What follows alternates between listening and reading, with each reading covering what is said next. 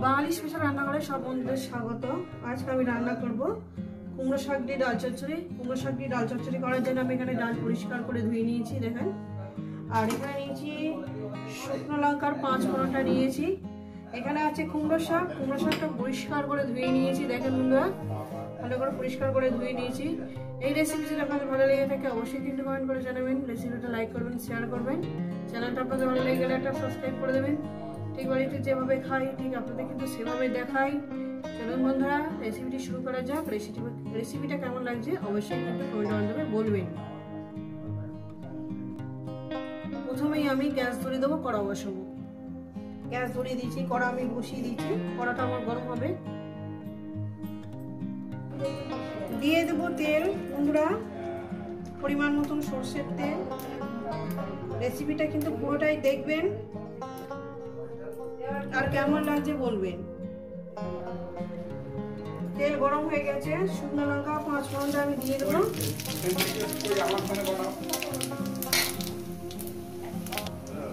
কয়েক সেকেন্ড ভেজে নিয়েছি, দেখুন বন্ধুরা। এবার দিয়ে দেবো মুসুর ডাল। রেসিপিটা আপনাদের কেমন লাগছে কিন্তু বলবেন। এটা খুবই সুন্দর খেতে, অসাধারণ অসাধারণ। সব ডালটা আমি দিয়ে দিলাম। এবার ডালটা আমি 1-2 মিনিট একটু মিডিয়াম গ্যাসে ভেজে নেব। মিডিয়াম গ্যাসে এইভাবে একটু নাড়াচাড়া করে ভেজে নেবেন।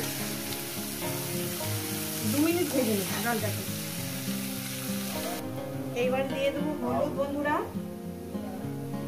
হলুদ দিয়ে দিলাম। হলুদ দিয়ে আরো 30 সেকেন্ডের মতন একটু ভেজে নেব। দারুণ খেতে হয়, সবজি দিয়ে ডাল ভীষণই সুন্দর হয়। দেখছেন বন্ধুরা, আমি পাশে কিন্তু সাইডে গরম জল বসিয়ে দিয়েছি। এরপর দিয়ে দেবো, ভেজে নিয়েছি, এরপর একদম গরম জল আমি এখানে দিয়ে দেব।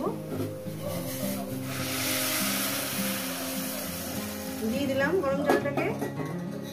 গরম জলটা দেওয়ার পর আমি এখানে শাকগুলো আস্তে আস্তে দিয়ে দেবো। বাঁ হাতেই দিচ্ছি বন্ধুরা, যেহেতু আমার ডান হাত ব্যথা, কিছু মনে করবেন না।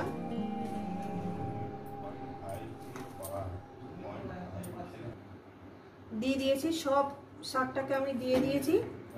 এবার এটাকে কি করবো, আমি এই ঢাকনা দিয়ে চাপা দেব যতক্ষণ না ডালটা সিদ্ধ হচ্ছে। মাঝে মাঝে ঢাকনা তুলে নেড়ে দেব।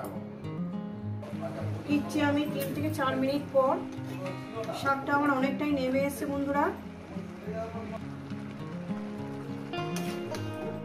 একটু উল্টিয়ে পাল্টিয়ে দেব বন্ধুরা। এখন লবণটা আমি দেব না, আর একটু শাকটা আমার ডাটা সিদ্ধ হয়ে যাবে, তারপর আমি লবণটা দেব।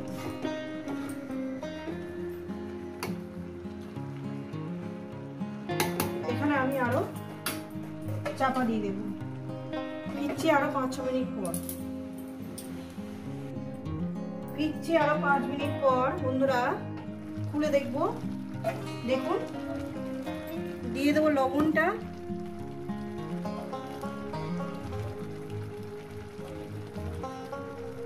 লবণ আমি 1 চামচ দিলাম।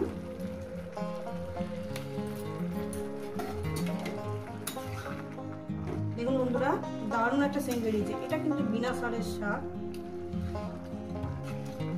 আমার জেঠিমা দিয়ে গেছে।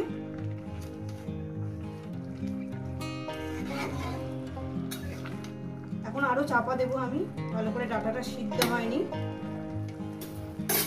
আরো 5 মিনিট চাপা দিচ্ছি। ফিরছি আরো 5 মিনিটের পর। তো বন্ধুরা দেখুন, আমার ডাল চচ্চড়িটা হয়ে, শাক দিয়ে ডাল চচ্চড়িটা হয়ে এসেছে। আমি আর 1-2 মিনিট রান্না করব। এটাকে নামিয়ে দেব বা কড়ার মধ্যেই থাকবে। রেসিপিটা আপনাদের ভালো লেগে থাকলে লাইক করে দেবেন, শেয়ার করে দেবেন, চ্যানেলটা ভালো লেগে গেলে একটা সাবস্ক্রাইব করে দেবেন। আর 2 মিনিট পর, আর 2 মিনিট লাগবে, তারপর নামিয়ে দেখাচ্ছি। নাও আমরা কড়ার মধ্যেই থাকবে। তো বন্ধুরা ফিরছি আরো 2-3 মিনিট পর। আবার দেখা হবে বন্ধুদের সঙ্গে নতুন রেসিপির সঙ্গে।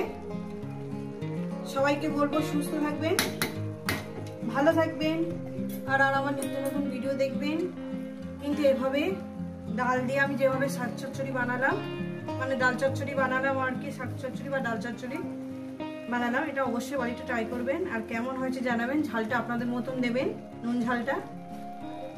আবার দেখা হচ্ছে নতুন রেসিপির সঙ্গে। সবাই ভালো সুস্থ থাকবেন, ভালো থাকবেন, আর আমার নিত্য নতুন ভিডিও দেখবেন।